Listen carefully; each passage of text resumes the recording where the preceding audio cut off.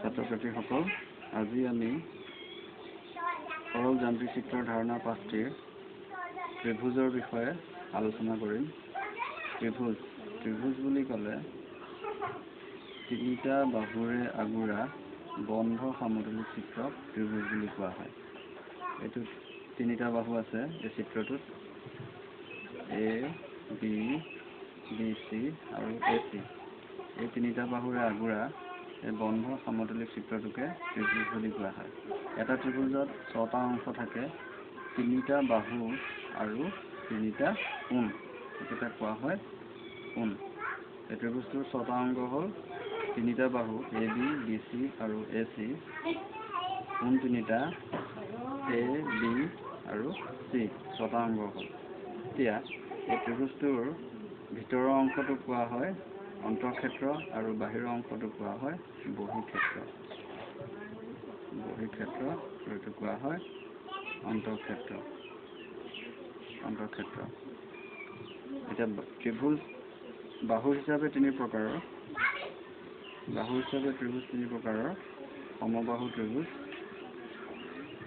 সমবাহু ত্ৰিভুজ, দ্বিতীয়তে আহিলে সমদ্বিবাহু ত্ৰিভুজ, তৃতীয়তে আহিলে বিষমবাহু ত্ৰিভুজ।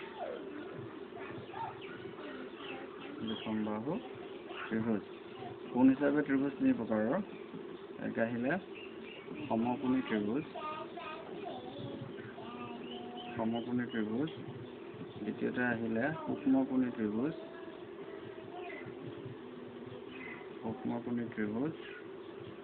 আৰু স্থূলকোণী ত্ৰিভুজ।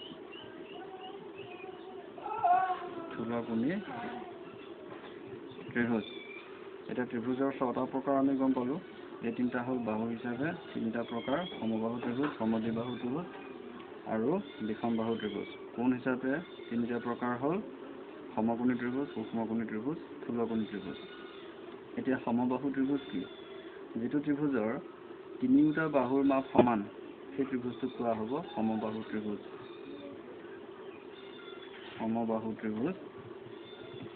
যি ত্ৰিভুজৰ তিনিওটা বাহুৰ মাপ সমান, সেই ত্ৰিভুজটোক কোৱা হ'ব সমবাহু ত্ৰিভুজ। ধৰা হ'ল ABC এটা সমবাহু ত্ৰিভুজ, ইয়াৰ তিনিওটা বাহু সমান। এই চিনকেইটালে বুজাইছে তিনিওটা বাহু সমান। তাৰপিছতে আহিলে সমদ্বিবাহু ত্ৰিভুজ। যি ত্ৰিভুজৰ মাত্ৰ দুটা বাহুহে সমান।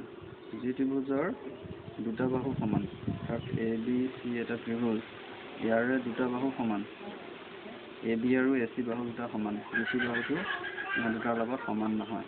সেইকাৰণে এই ত্ৰিভুজটোৰ নাম হ'ল সমদ্বিবাহু ত্ৰিভুজ। তৃতীয় বিধ ত্ৰিভুজ হ'ল বিষমবাহু ত্ৰিভুজ। যি ত্ৰিভুজৰ তিনিওটা বাহু অসমান, সেই ত্ৰিভুজটোক বিষমবাহু ত্ৰিভুজ বুলি কোৱা হয়। এই ত্ৰিভুজটোৰ AB, BC আৰু AC এই তিনিওটা বাহু, প্ৰতিটো বাহু কোনোটো বাহুৰ লগত সমান নহয়। সেয়েহে এই ত্ৰিভুজটোৰ নাম হ'ল বিষমবাহু ত্ৰিভুজ।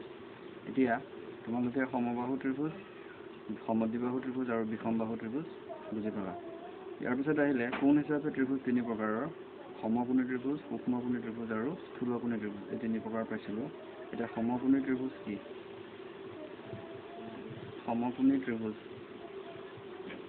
যি ত্ৰিভুজৰ এটা কোণৰ মাপ সমকোণ, অৰ্থাৎ 90 ডিগ্ৰী।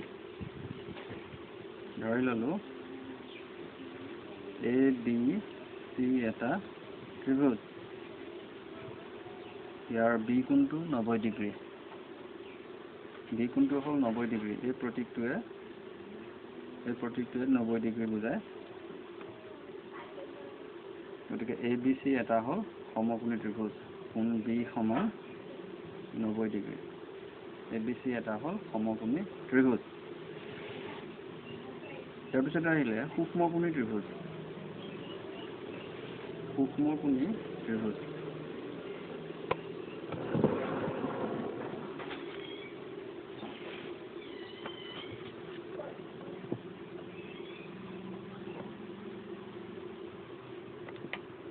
যি যি ত্ৰিভুজৰ প্ৰতিটো অন্তঃকোণৰ মাপ 90 ডিগ্ৰীতকৈ কম হয় সেই ত্ৰিভুজটোক সূক্ষ্মকোণী ত্ৰিভুজ বুলি কোৱা হয়। সূক্ষ্মকোণী ত্ৰিভুজ। ইয়াতে চিত্ৰটোলৈ মন কৰা তোমালোকে, এইটো এটা ত্ৰিভুজ ধৰি ললো PQR এটা ত্ৰিভুজ। এই ত্ৰিভুজটোত প্ৰতিটো কোণৰ মাপ 90 ডিগ্ৰীতকৈ সৰু। ধৰি ললো এইটো কোণৰ মাপ 60 ডিগ্ৰী, এইটো কোণৰ মাপ 70 ডিগ্ৰী আৰু তৃতীয় কোণটোৰ মাপ হ'ল 50 ডিগ্ৰী। এইটো এটা সূক্ষ্মকোণী ত্ৰিভুজ। যি ত্ৰিভুজৰ তিনিওটা কোণ সূক্ষ্ম কোণ অৰ্থাৎ 90 ডিগ্ৰীতকৈ সৰু সেই ত্ৰিভুজটো কোৱা হয় সূক্ষ্মকোণী ত্ৰিভুজ। ইয়াৰ পিছতে আহিলে স্থূলকোণী ত্ৰিভুজ। স্থূলকোণী ত্ৰিভুজ যিটো ত্ৰিভুজৰ এটা অন্তঃকোণৰ মাপ 90 ডিগ্ৰীতকৈ বেছি। ধৰি ললো LMN এটা ত্ৰিভুজ। এই ত্ৰিভুজটোৰ এটা অন্তঃকোণৰ মাপ 90 ডিগ্ৰীতকৈ বেছি। ধৰি ললো ইয়াৰ মাপ 120 ডিগ্ৰী। এইটো হ'ল স্থূলকোণী ত্ৰিভুজ। যি ত্ৰিভুজৰ এটা অন্তঃকোণৰ মাপ স্থূলকোণ সেই ত্ৰিভুজবিলাকক স্থূলকোণী ত্ৰিভুজ বুলি কোৱা হয়। এতিয়া তোমালোকে ত্ৰিভুজৰ প্ৰকাৰ আৰু ত্ৰিভুজ কোনবিধ ত্ৰিভুজক কি নামেৰে জনা যায় আৰু সিহঁতৰ সংজ্ঞাবিলাক তোমালোকে গম পালা। এতিয়া তোমালোকে লিখি ল'বা, মই কোৱাৰ দৰে তোমালোকে বহীত লিখি ল'বা। সমকোণী ত্ৰিভুজ কাক বোলে, স্থূলকোণী ত্ৰিভুজ কাক বোলে, সূক্ষ্মকোণী ত্ৰিভুজ কাক বোলে। আকৌ এবাৰ কৈছোঁ, সমকোণী ত্ৰিভুজ যি ত্ৰিভুজৰ এটা কোণ সমকোণ অৰ্থাৎ 90 ডিগ্ৰী সেই ত্ৰিভুজক কোৱা হয় সমকোণী ত্ৰিভুজ। সূক্ষ্মকোণী ত্ৰিভুজ যি ত্ৰিভুজৰ আটাইকেইটা অন্তঃকোণ সূক্ষ্মকোণ অৰ্থাৎ 90 ডিগ্ৰীতকৈ সৰু সেই ত্ৰিভুজবিলাকক কোৱা হয় সূক্ষ্মকোণী ত্ৰিভুজ। আৰু যি ত্ৰিভুজৰ এটা অন্তঃকোণৰ মাপ স্থূলকোণ অৰ্থাৎ 90 ডিগ্ৰীতকৈ বেছি আৰু 180 ডিগ্ৰীতকৈ কম হয় তেনেবোৰ ত্ৰিভুজক কোৱা হয় স্থূলকোণী ত্ৰিভুজ। তেনেকৈ বাহু হিচাপে ত্ৰিভুজ তিনি প্ৰকাৰৰ পালোঁ। সমবাহু ত্ৰিভুজ যি ত্ৰিভুজৰ তিনিওটা বাহু সমান সেই ত্ৰিভুজক সমবাহু ত্ৰিভুজ বোলে। যি ত্ৰিভুজৰ দুটা বাহু সমান সেই ত্ৰিভুজক সমদ্বিবাহু ত্ৰিভুজ বোলে। যি ত্ৰিভুজৰ তিনিওটা বাহু অসমান সেই ত্ৰিভুজক কোৱা হয় বিষমবাহু ত্ৰিভুজ। এতিয়া ত্ৰিভুজৰ বাহু হিচাপে কোণ হিচাপে ত্ৰিভুজৰ প্ৰকাৰ আৰু সিহঁতৰ নামবিলাক আৰু সংজ্ঞাবিলাক গম পালা। ইয়াৰ উপৰিও সমকোণী ত্ৰিভুজৰ ক্ষেত্ৰত ইহঁতৰ কিছুমান ধৰ্ম আছে। সমকোণী ত্ৰিভুজৰ ক্ষেত্ৰত এই সমকোণৰ বিপৰীত বাহুটোক কোৱা হয় অতিভুজ। বাহুডালক কোৱা হয় অতিভুজ। সমকোণৰ যিটো বাহু ভূমিৰ সমান্তৰালকৈ থাকে সেইটো ভূমি, মানে মাটিৰ সমান্তৰালকৈ থকা বাহুটোক ভূমি বুলি ক'ম।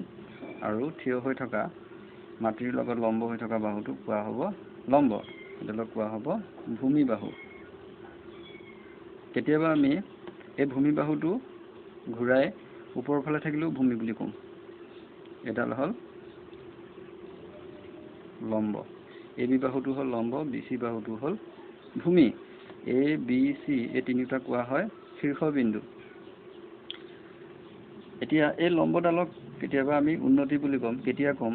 যেতিয়া আমি এটা ত্ৰিভুজৰ ক্ষেত্ৰত চালোঁ, এই বিষমবাহু ত্ৰিভুজটোৰ ক্ষেত্ৰত চালোঁ, এই ত্ৰিভুজৰ ABC বিন্দুকেইটা কোৱা হয় শীৰ্ষবিন্দু। শীৰ্ষবিন্দুৰ পৰা যদি কোনো এটা ত্ৰিভুজৰ শীৰ্ষবিন্দুৰ পৰা বিপৰীত বাহু লৈ এডাল ৰেখাখণ্ড লম্বভাৱে টানো তেতিয়াহ'লে সেইডালৰ নাম কোৱা হ'ব ত্ৰিভুজটোৰ উন্নতি। এডাল হ'ল ত্ৰিভুজটোৰ উন্নতি। এতিয়া উন্নতি কি গম পালা, অতিভুজ কি গম পালা, লম্ব ভূমি কি গম পালা। এতিয়া ত্ৰিভুজ এটাৰ কিছুমান ধৰ্ম থাকে। এতিয়া সমকোণী ত্ৰিভুজৰ ক্ষেত্ৰত পাইথাগোৰাছে এটা সূত্ৰ উলিয়াইছিলে। যিটো পাইথাগোৰাছৰ সূত্ৰ বা সমকোণী ত্ৰিভুজৰ সূত্ৰ বুলি কোৱা হয়।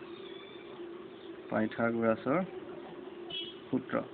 এই পাইথাগোৰাছৰ সূত্ৰ মতে অতিভুজৰ বৰ্গ, ইয়াত অতিভুজডাল AC ৰে নামাকৰণ কৰা হৈছে। AC স্কুৱেৰ সমান AB square plus BC square.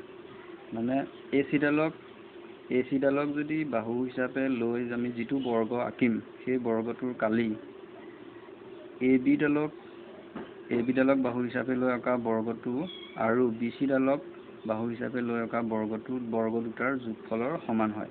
অৰ্থাৎ অতিভুজৰ বৰ্গ সমান লম্ব বৰ্গ যোগ ভূমি বৰ্গ। ইয়াকে আমি লিখিব পাৰোঁ বা অতিভুজ স্কুৱেৰ সমান লম্ব স্কুৱেৰ প্লাছ ভূমি স্কুৱেৰ। এইটোকে কোৱা হয় পাইথাগোৰাছৰ সূত্ৰ। এইটো হ'ল সমকোণী ত্ৰিভুজৰ ক্ষেত্ৰতহে ইয়াক প্ৰযোজ্য। এতিয়া ইয়াৰ উপৰিও ত্ৰিভুজৰ কিছুমান ধৰ্ম আছে। ত্ৰিভুজৰ তিনিটা কোণৰ সমষ্টি 180 ডিগ্ৰী।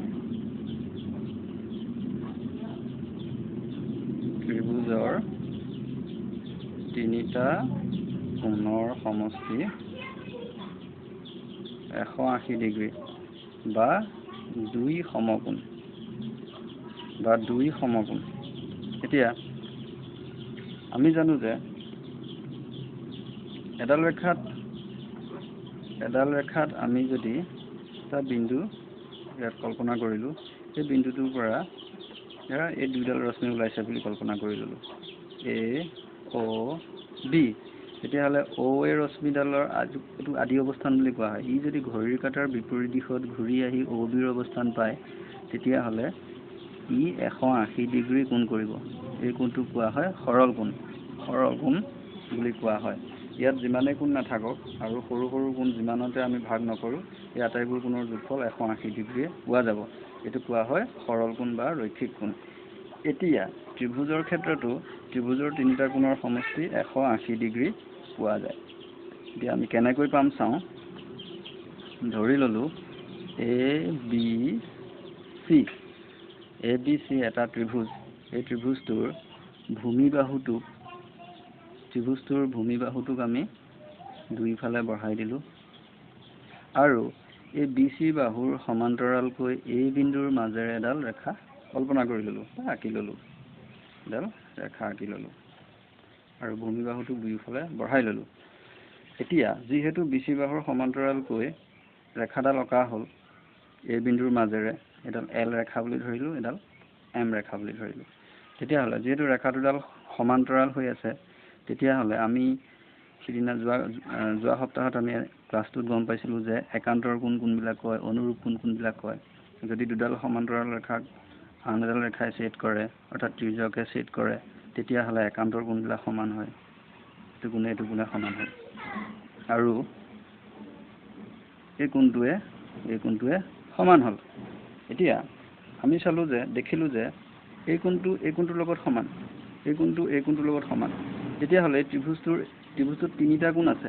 এই তিনিটা কোণৰ দুটা কোণ আমি গম পালোঁ যে এই কোণটো এইটোৰ লগত সমান, এই কোণটো এইটোৰ লগত সমান। গতিকে এই তিনিওটা কোণ মিলি এই তিনিটা কোণৰ সমান হৈ গ'ল, এই কোণটোৰ সমান হৈ গ'ল, মানে 180 ডিগ্ৰীৰ সমান হ'ল। গতিকে গম পালোঁ যে ত্ৰিভুজৰ তিনিটা কোণৰ সমষ্টি 180 ডিগ্ৰী। 180 ডিগ্ৰী অৰ্থাৎ দুই সমকোণ বুলি গম পালোঁ।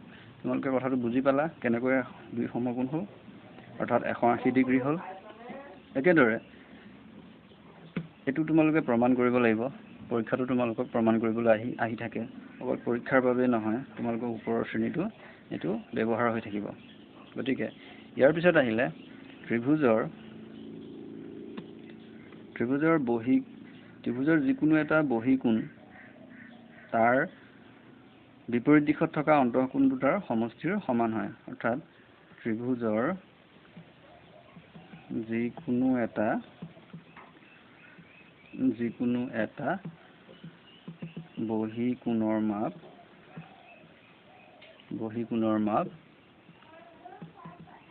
ইয়াৰ বিপৰীত দিশত থকা অন্তঃকোণ দুটাৰ সমষ্টিৰ সমান। ইয়াৰ প্ৰমাণটো এতিয়া আমি দেখুৱাম। ইয়াৰ প্ৰমাণটো একেবাৰে সহজভাৱে ল'বা বস্তুটো। ধৰি ল'লোঁ এইটো এটা ত্ৰিভুজ, তিনিটা বাহু আছে ABC এটা ত্ৰিভুজ। এই BC বাহুটোক আমি বঢ়াই দিলোঁ বাহিৰলৈ। বঢ়াই দিয়াত এই BC বাহুটো যেতিয়া বঢ়াই দিলোঁ ইয়াতে AC এইটো ধৰি ল'লোঁ আমি ইয়াতে এটা বিন্দু লৈ ল'লোঁ D বিন্দু ল'লোঁ ACD এটা ত্ৰিভুজটোৰ বহিকোণ উৎপন্ন হ'ল এইটোক বহিকোণ বুলি কোৱা হয় আৰু ত্ৰিভুজটোৰ ভিতৰত থকা কোণবিলাক হৈছে অন্তঃকোণ এতিয়া আমি প্ৰমাণ কৰিব লাগে এই ACD অৰ্থাৎ ত্ৰিভুজটোৰ বহিকোণটোৰ মাজ ইয়াৰ বিপৰীত দিশত থকা অন্তঃকোণ দুটা বিপৰীত দিশত অৰ্থাৎ কোণটোৰ পৰা আঁতৰত থকা দূৰৱৰ্তী কোণ দুটাৰ যোগফলৰ সমান বুলি দেখুৱাব লাগে এতিয়া সেইটো সমান বুলি দেখুৱাবলৈ হ'লে আমি একেবাৰে সহজভাৱে দেখুৱাব পাৰোঁ ইয়াতে আমি এই AB ডালৰ সমান্তৰালকৈ এডাল ৰেখা কল্পনা কৰি ল'লোঁ বা আঁকি ল'লোঁ এডাল ৰেখা ৰশ্মি বা ৰেখা আঁকি ল'লোঁ তেতিয়াহ'লে এই ABৰ সমান্তৰালকৈ যিহেতু এই ৰশ্মিডাল আঁকিছোঁ এই ৰশ্মিডাল নাম ল'লোঁ ধৰা CL তেতিয়াহ'লে যিহেতু AB আৰু CL সমান্তৰাল হৈ আছে তেতিয়াহ'লে এই ACডাল ছেদক হোৱাৰ লগে লগে এই কোণটো ACLৰ লগত কি হৈ গ'ল সমান হৈ গ'ল অৰ্থাৎ এইটো কোণে কি হৈ গ'ল সমান হৈ গ'ল তাৰপিছত দেখিলোঁ এই AB ৰেখাডাল যিহেতু CLৰ লগত সমান্তৰাল হৈ আছে তেতিয়াহ'লে এই BDডাল হ'ল ছেদক ছেদক হোৱাৰ লগে লগে এই সমান্তৰাল ৰেখা দুডালৰ এই B কোণটো LCD এই কোণটোৰ লগত কি হৈ গ'ল সমান হৈ গ'ল ধৰিব পাৰিছা কোণ B আৰু কোণ LCD মানে এই কোণটোক বুজাইছে এই দুটা কোণ সমান হ'ল এই দুটা কোণক কোৱা হয় অনুৰূপ কোণ তেতিয়াহ'লে আমি এই দুয়োটা কোণৰ যোগফল এই দুয়োটা কোণ যোগ কৰি যদি দিওঁ এই দুয়োটা কোণৰ যোগফল এই ACD কোণটো হ'ল গতিকে ACD কোণটোৰ মাপ হ'ল কি ইয়াৰ পৰা দূৰত থকা মানে বিপৰীত দিশত থকা কোণ A আৰু কোণ B সমান হ'ল গতিকে আমি লিখিম কি কোণ ACD সমান কোণ A যোগ কোণ B একেদৰে আমি যদি এই BC বাহুটোক যদি B দিশত বাহিৰলৈ বঢ়াই দিওঁ তেতিয়াহ'লে সেই বহিকোণটোৰ মাপ তাৰ বিপৰীত ফালে থকা কোণ A আৰু কোণ C লগত সমান হ'ব গতিকে ইয়াৰ পৰা তোমালোকে এই কোণৰ ধাৰণাখিনি গম পালা ত্ৰিভুজৰ ধৰ্মখিনি ত্ৰিভুজৰ তিনিটা কোণৰ সমষ্টি দুই সমকোণ ত্ৰিভুজৰ যিকোনো এটা বহিকোণৰ মাপ ইয়াৰ দূৰৱৰ্তী অন্তঃকোণ দুটাৰ যোগফলৰ সমান আমি এই দুটা প্ৰমাণ কৰিব লাগিব প্ৰমাণ ইতিমধ্যে হৈ গৈছে গতিকে লিখাখিনি তোমালোকে মই কোৱা কথাৰ পৰা বুজি পাইছা লিখি ল'বা ইয়াৰ উপৰি আছে ত্ৰিভুজৰ আমাৰ আৰু ধৰ্ম আছে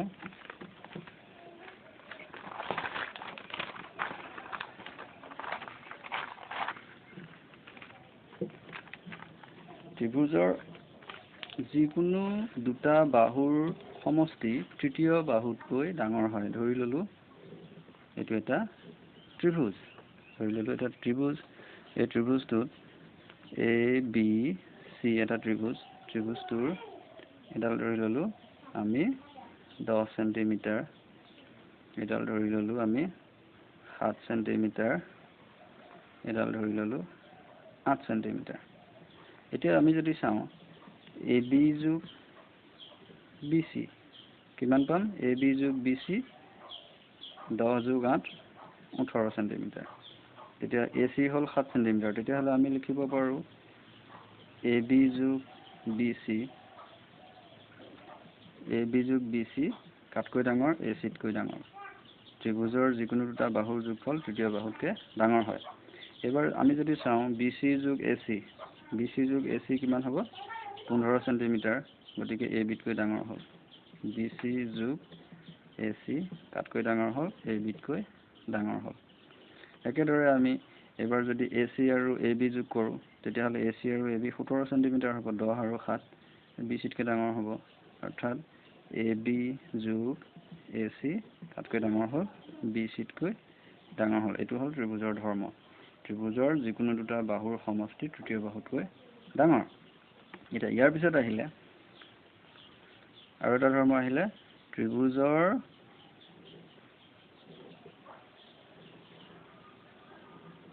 সৰু কোণৰ বিপৰীত বাহু ডাঙৰ কোণৰ বিপৰীত বাহুতকৈ সৰু মানে ধৰি ল'লোঁ এইটো এটা ত্ৰিভুজ ABC ত্ৰিভুজটোত আমি এই কোণটো পালোঁ ধৰা 70 ডিগ্ৰী B কোণটো পালোঁ 60 ডিগ্ৰী আৰু চি কোণটো পালোঁ 50 ডিগ্ৰী। এতিয়া ইয়াত আটাইতকৈ সৰু কোণটো হৈছে 50 ডিগ্ৰী। সৰু কোণৰ বিপৰীত বাহুটো সৰু হৈ আছে, আমি দেখাত সৰু দেখিছোঁ। আৰু 70 ডিগ্ৰী কোণটো হৈছে ইয়াৰ ভিতৰত আটাইতকৈ ডাঙৰ কোণ। 70 ডিগ্ৰীৰ বিপৰীত বাহুটো আমি ডাঙৰ দেখিছোঁ, দীঘল দেখিছোঁ। 60 ডিগ্ৰীটো হৈছে 50 ডিগ্ৰীতকৈ ডাঙৰ, অৰ্থাৎ 60 ডিগ্ৰীৰ বিপৰীত বাহুটো কি দেখিছোঁ আমি এ বি বাহুতকৈ এ চি বাহুডাল ডাঙৰ দেখিছোঁ। গতিকে এইটো হ'ল ত্ৰিভুজৰ ধৰ্ম, মানে সৰু কোণৰ বিপৰীত বাহু ডাঙৰ কোণৰ বিপৰীত বাহুতকৈ সৰু হয়, অৰ্থাৎ ডাঙৰ কোণৰ বিপৰীত বাহু সৰু কোণৰ বিপৰীত বাহুতকৈ ডাঙৰ হয়। এইটো হ'ল ত্ৰিভুজৰ ধৰ্ম। এতিয়া এইখিনি আছিলে তোমালোকক থুলমূলকৈ আমি এই পাঠটোৰ ত্ৰিভুজৰ বিষয়ে ল'বলগীয়া জ্ঞান। গতিকে তোমালোকে এইখিনি জনাৰ পিছত আমাৰ অনুশীলনৰ যিখিনি এক্সাৰচাইজ দিছে, প্ৰশ্ন দিছে, সেইখিনি তোমালোকে সহজভাৱে কৰিব পাৰিবা। গতিকে আটাইখিনি কৰি মোক তোমালোকে গৃহকাৰ্য বহি দেখুৱাবা। আজিলৈ ইমানে, নমস্কাৰ।